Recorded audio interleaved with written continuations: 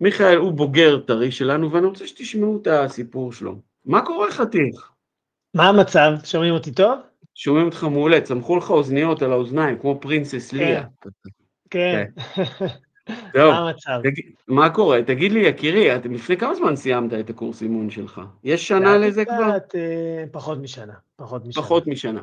בוא תספר אזור רגע את הסיפור שלך. 8 חודשים לדעתי. 8 חודשים, אז אתה בוגר טרי של קורס אימון. כן, בוא נבין. כן, אתה בעצם הגעת אליי דרך וובינר כזה, נכון? כמו דרך וובינר. נכון, יאללה, תספר. כן. אז כמה זמן יש לי? תגביל אותי רגע. דקות, 5.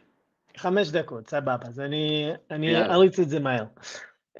בקצרה על עצמי, קוראים לי מיכאל, אני בן 34, 4 לאבא בנות, ואני בגדול מגיע מההייטק. זאת אומרת, אני 8 שנים בתחום של ההייטק, אני מהנדס חשמל,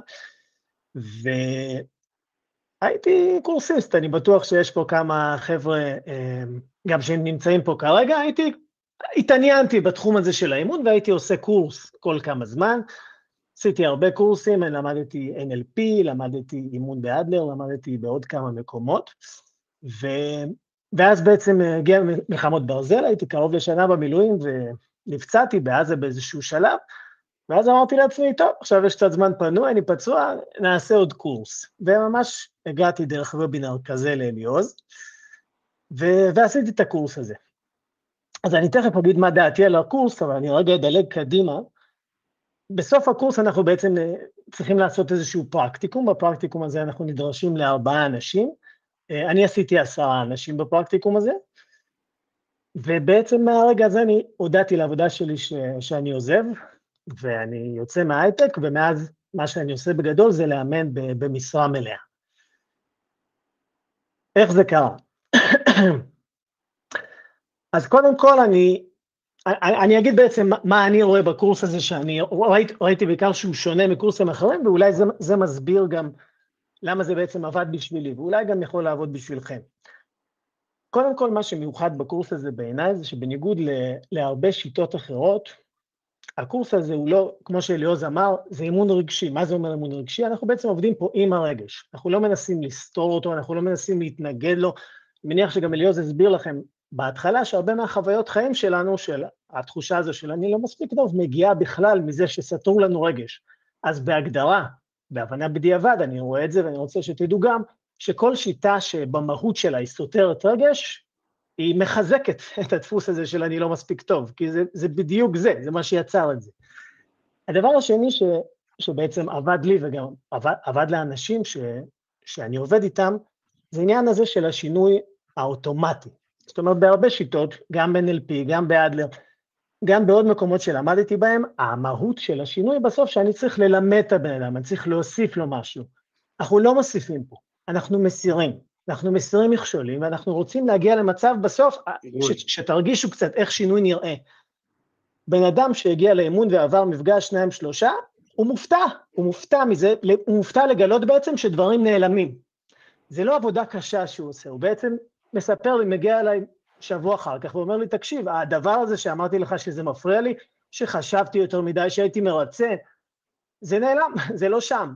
שתבינו את האבסורד, זה ברמה שלפעמים אני צריך לבדוק איתו ולשכנע אותו שזה היה בכלל.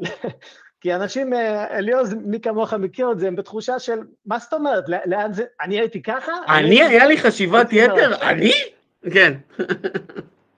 זו הרמה.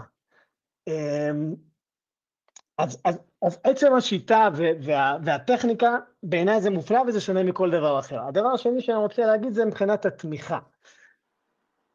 קורסים אחרים, אתה לומד, אתה מסיים ללמוד, זהו, נעלם. זה לא ככה פה. גם אליעוז מלווה אתכם עד כמה שיכול, אבל גם יש חונכים, יש כל הזמן איזושהי עזרה, יש ממש כמו קבוצת למידה כזאת שהולכת איתכם, שמלווה אתכם, וזה לא נגמר. זה לא נגמר בפרקטיקום, זה גם לא נגמר אחרי. כמובן שתלוי בכם, כל עוד אתם מעוניינים בזה. וזה לדעתי חשוב מאוד מאוד בכל מקום שתלמדו. שני דברים אחרונים שאני רוצה לומר ולגנוב לכם עוד כמה דקות מזמנכם. הראשון הוא שיש איזושהי תפיסה לפעמים, שהייתה גם אצלי, ובגלל זה אני מעלה את זה, במיוחד אנשים שרוצים לאמן אבל לא בטוחים, או מאמנים ועושים את זה חצי קלאס, שיש הרבה מאמנים ושהשוק מוצף. חשוב לי להגיד לכם בתור מישהו שבשנה האחרונה קצת פחות חזק בתוך התחום הזה, אין, אוקיי?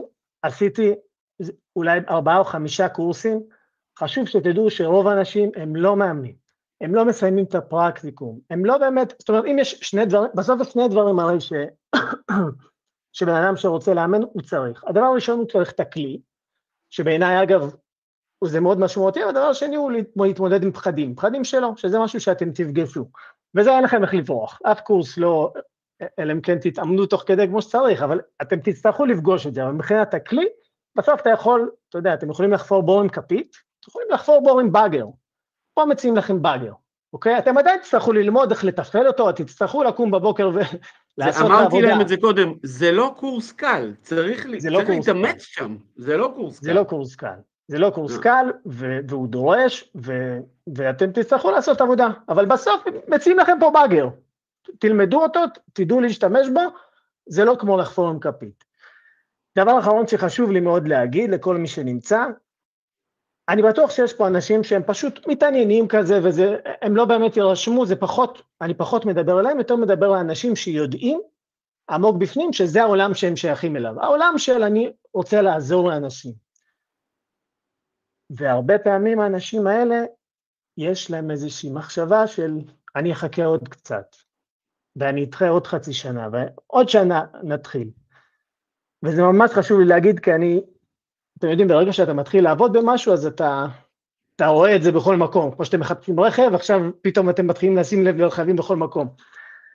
חשוב לי מאוד להגיד לכם שבסוף, אני מאמין שיש, אם אתם יודעים שאתם שייכים לעולם הזה, יש אנשים בעולם שמחכים לכם, שהם רשומים על שמכם.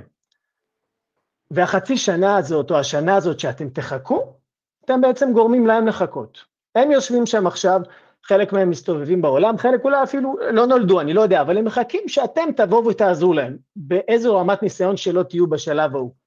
וחשוב לי שתדעו שהם שם, ושכל חצי שנה ושנה ושנתיים שאתם דוחים את זה, אתם גם דוחים את העזרה הזאת שמחכה להם, ואתם, בשביל לעזור להם אתם צריכים ללמוד, אתם צריכים גם לדעת.